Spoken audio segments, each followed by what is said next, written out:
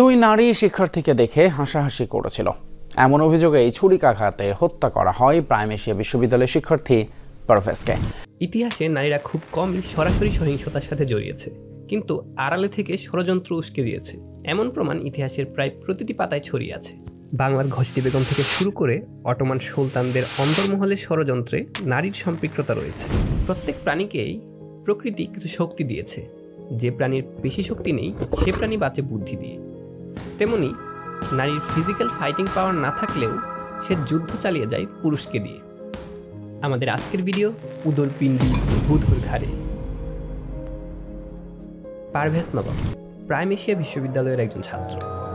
একটি হাসির ভুল ব্যাখ্যা, একটি ফোন কল আর একটি জীবন। হয়তো হত্যাকারীরা ধরা পড়বে, শাস্তি হবে, কিন্তু যারা এই ঘটনার সূত্রপাত করলো তাদের কি হবে? চলুন একটু পেছনের দিকে যাওয়া যাক। 2020 সালে জেনিফার ফেথ তার এক্স বয়ফ্রেন্ড ড্যারিন লোপেসকে ম্যানিপুলেট করে বিশ্বাস করায় যে তার স্বামী জেমি তার উপর শারীরিক এবং যৌন নির্যাতন করছে। পরবর্তীতে লোপেজ জেনিকে খুন করে। 2011 সালে জোয়েস গ্রিফিথন পিটার অ্যান্ডারহুডকে বাধ্য করে তার এক্স বয়ফ্রেন্ড জেসন বিলেসকে হত্যা করতে। যেই কথা সেই কাজ, হুড জেসনকে হত্যা করে।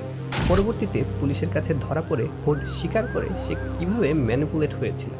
জোয়েস গ্রিফিথন তাকে বলতো, কেমন পুরুষ তুমি, আমার মতো অবলা নারীকে বাঁচাতে পারছো না, তুমি কি আসলেই পুরুষ? নারী অবলা, তাই তাদের মুখের কথা বিশ্বাস করা সহজ। কিন্তু মাথা ঠান্ডা রেখে ভাবুন, যে মেয়ে আপনার পরিবারের কেউ না, তার জন্য আপনার কোনো দায় নেই।